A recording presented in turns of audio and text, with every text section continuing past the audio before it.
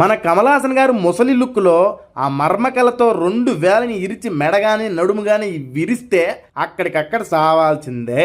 అలాంటి మన భారతీయుడు 2తో మళ్ళీ తిరిగి వచ్చాడు. ఇక ట్రైలర్ అయితే రిలీజ్ చేశారు బాబాయ్. ఎలా ఉందో చెప్పే ముందు అసలు ఈ ట్రైలర్ ఇప్పుడే ఎందుకు రిలీజ్ చేశారో తెలియాలి. కల్కిలో కలి అనే క్యారెక్టర్ లో కమల్ హాసన్ గారు చేస్తున్నారు. ఇప్పటికే ఆయన లుక్స్ అండ్ పర్ఫార్మెన్స్ ట్రైలర్ లో మైండ్ కి కూడా మెంటల్ ఎక్కిస్తుంది. అయితే బాబాయ్ కల్కి వల్ల కమల్ హాసన్ గారికి ఫుల్ బజ్ క్రియేట్ అయింది. పేరు బాగా వినపడుతుంది. ఇప్పుడు ఇండియా లెవెల్లో ఇండియన్ 2 ట్రైలర్ రిలీజ్ చేస్తే ట్రైలర్ కూడా ప్రజల్లోకి వెళ్ళి ఈజీగా గుర్తుండిపోద్ది. అండ్ మన నెడిముడి వేణు గారు ఉన్నారు కదా, ఆయన భారతీయుడిలో మంచి కీ రోల్ పోలీస్ ఆఫీసర్ గా చేశారు. అయితే భారతీయుడు 2లో కూడా ఆయన్ని తీసుకున్నారు, కానీ దురదృష్టవశాత్తు 2021లో ఆయన మరణించారు. కానీ శంకర్ గారు ఆయన ఈ సినిమాలో ఉండాలి అని కొన్ని న్యూ గ్రాఫిక్ డిజైన్తో ఆయన పాత్ర ఉండేలా తీర్చిదిద్దారు ఈ సినిమాలో బాబాయ్. ఆ రోల్ కూడా చూడాలని తెగ వెయిట్ చేస్తున్నా. ఇక ట్రైలర్ గురించి మాట్లాడితే 1996లో రిలీజ్ అయిన భారతీయుడిని ఇప్పుడు ఇండియన్ 2 ట్రైలర్ చూశాక భారతీయుడిని అలా గుర్తు చేసింది.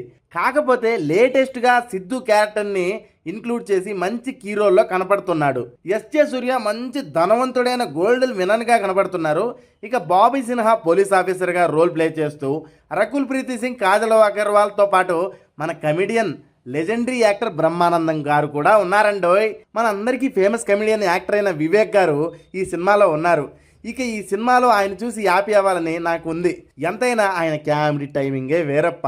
ఇక ఇండియన్ 2 సినిమాలో మ్యాక్సిమం మనకి ఏం అర్థమవుతున్నాయంటే, చదువుకున్న ప్రతి ఒక్కడికి జాబ్ రాకపోవడం, నిరుద్యోగత బాగా పెరిగిపోవడం, ఒకవేళ ఉద్యోగాలున్న డబ్బులకి అమ్ముడుపోవడం, ప్రతి చోట లంచం బాగా పెరిగి ఏదన్నా అంటే అన్యాయంగా రాళ్ళు తీసుకొని కొట్టడం, ప్రజల్ని బాగా హింసించడం, ఒకవేళ వచ్చినా సరే ఉద్యోగాలు డబ్బులకి ఆ ఉద్యోగాన్ని వేరే వాళ్ళకి అమ్మేసి వాళ్ళని తొక్కేయడం, ఇలా దేశంలో పలు చోట్ల ఎన్నో రకాల అన్యాయాలు తలెత్తుతాయి.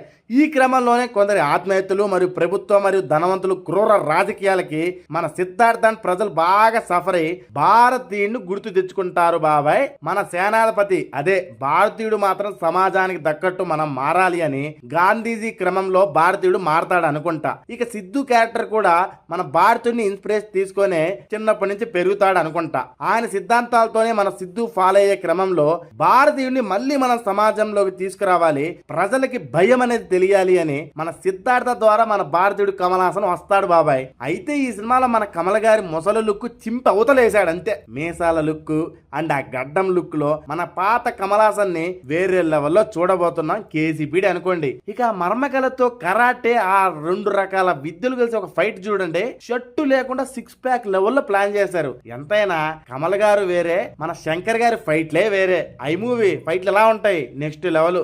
ఇక మన మర్మకలలో నైపుణ్యం ఉన్న మన సేనాపతి అదే మన భారతీయుడు కమల్ హాసన్ గారి విశ్వరూపం ఆగమనం చూడబోతున్నాం. ఆయన షర్టు లేకుండా ఒక ఫైట్ ఉంది చూడండి. ట్రైలర్ మొత్తానికి ర్యాంప్ ఉంది. అండ్ కొన్ని కారణాల వలన ఇంతకు ముందు మన భారతీయుడు గాంధీ సిద్ధాంతంలోకి వెళ్ళి మళ్ళా ప్రజల కోసం నేతాజీ మార్గంలోకి దిగి అన్యాయం చెవులు పిండి ఎదిరించి ధనవంతుల్ని ఆటగట్టబోతున్నారు.